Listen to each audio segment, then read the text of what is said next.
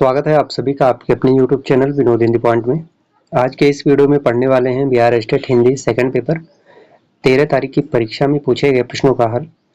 इस वीडियो में 30 से 32 प्रश्नों को देखेंगे। जितना प्रश्न हमें प्राप्त हुआ है उन प्रश्नों को देखेंगे। उदय प्रकाश को किस रचना के लिए पुरस्कृत किया गया, ये प्रश्न पूछा गया था, तो इसका उत्तर हो जाएगा मोहनदास। मोहनदास पर उदय प्रकाश को 2010 में साहित्य अकादमी पुरस्कार प्राप्त हुआ। बाद में इन्होंने इस पुरस्कार को वापस लौटा दिया था, तो इसका सही उत्तर हो जाएगा मोहनदास। असाध्य बीड़ा के लेखक कौन है? तो अज्ञेय जी की रचना है असाध्य बीड़ा। 2022 का भारत भूषण अग्रवाल पुरस्कार किसे मिला, ये प्रश्न पूछा गया था, तो इसका उत्तर हो जाएगा सौम्य मालवीय को 2022 का भारत भूषण अग्रवाल पुरस्कार प्राप्त हुआ। अज्ञेय को किस रचना पर साहित्य अकादमी पुरस्कार प्राप्त हुआ? पुरस्कार से संबंधित प्रश्न, चाहे वो 12 तारीख की परीक्षा हो या फिर 13 तारीख के, दोनों शिफ्टों की बात हो, 3 से 4 प्रश्न पुरस्कार से पूछे गए हैं। तो अज्ञेय को साहित्य अकादमी पुरस्कार प्राप्त हुआ आंगन के पार द्वार पर। 1964 ईस्वी में इन्हें साहित्य अकादमी पुरस्कार प्राप्त हुआ।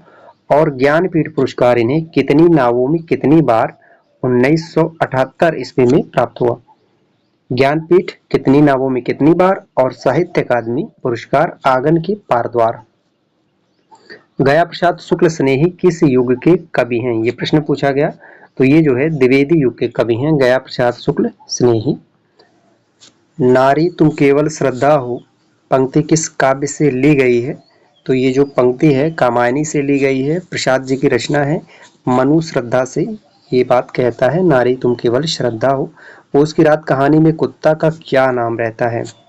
पूस की रात कहानी में कुत्ते का नाम रहता है जबरा, और कुत्ते का मालिक का नाम रहता है हल्कू, और हल्कू की पत्नी का नाम है मुन्नी। प्रताप पत्रिका का प्रकाशन स्थल कहाँ है? प्रताप पत्रिका ये गणेश शंकर विद्यार्थी की पत्रिका है और यह साप्ताहिक पत्रिका है। इसका प्रकाशन स्थल पूछा गया है तो कानपुर होगा। मुक्तिबोध की जीवनी के लेखक पूछा गया है, मुक्तिबोध की जीवनी के लेखक कौन है? त्रिपुरा की राजभाषा, त्रिपुरा की राजभाषा कौन सी है? भाषा से 3 से 4 प्रश्न पूछे गए हैं। जिस तरह से पत्रिका से प्रश्न पूछे जा रहे हैं उसी तरह से भाषा से पूछे गए थे। अरुणाचल प्रदेश की राजभाषा कि शायद अंग्रेजी होगा। डोंगरी कहाँ की राजभाषा है, ये भी प्रश्न पूछा गया था। आदिकाल को चारण काल किसने कहा? आदिकाल को चारण काल कहने वाले हैं जॉर्ज क्रिएशन। संतन को कहा सीकरी सो काम, यह पंक्ति किसकी है? प्रसिद्ध पंक्ति है, ये तो कुंभनदास की पंक्ति है। अकबर के सीकरी बुलाने पर कुंभनदास नाराज हो जाते हैं, खिंच जाते हैं, उसके बाद ये पंक्ति कहते हैं। हिम किरीटनी और हिम तरंगिनी काव्य संग्रह किस कवि की रचना है? तो हिम किरीटनी और हिम तरंगिनी माखनलाल चतुर्वेदी की रचना है। अशोक के फूल निबंध की रचनाकार कौन है? हजारी प्रसाद द्विवेदी का निबंध है। चंद्रगुप्त नाटक के नायक कौन है? तो चंद्रगुप्त नाटक का नायक चंद्रगुप्त है। चंद्रगुप्त नाटक कितने अंकों में विभाजित है? तो ये 4 अंकों में विभाजित है। 4 अंक और 44 दृश्य इस नाटक में है। याद हो कि ना याद हो बहुचर्चित संस्मरणात्मक कृति के लेखक कौन है? याद हो कि ना याद हो प्रसिद्ध है, कई बार पूछा गया है, काशीनाथ सिंह का है ये। राधिका रमण की रचना है, राधिका रमण, राजा राधिका रमण की रचना जो उनकी प्रसिद्ध कहानी है कानों में कंगना। इसमें फूल भी हैं, सूल भी हैं, गुलाब भी हैं, ये पंक्ति पूछी गई है, कई बार पूछी गई थी ये पंक्ति। ये फणीश्वरनाथ रेणु की पंक्ति है। मैला आंचल के संदर्भ में इन्होंने यह पंक्ति कही है। मैला आंचल का प्रकाशन वर्ष पूछा गया है 1954। गोदान उपन्यास का प्रकाशन वर्ष 1936। गोदान में दर्शाया गया है, तो गोदान की जो विषय वस्तु है वह भारतीय किसानों का वर्णन इसमें किया गया है। चंद्रगुप्त नाटक की कार्नेलिया किसकी पुत्री है? चंद्रगुप्त नाटक में कार्नेलिया जो है यह सेल्युकस की पुत्री है, ठीक है, सेल्युकस। आषाढ़ का एक दिन नाटक पर बनी फिल्म के निर्देशक कौन है? 2023 में भी ये प्रश्न पूछा गया। और इस नाटक पर जो फिल्म बनी उसके निर्देशक हैं मणिकौल। किसकी दुनिया को लेखक ने रंगों की दुनिया और सुगंधों की दुनिया कहा है? तो गेहूं और गुलाब से ये लिया गया है। गुलाब की दुनिया को लेखक ने रंगों और सुगंधों की दुनिया कहा है।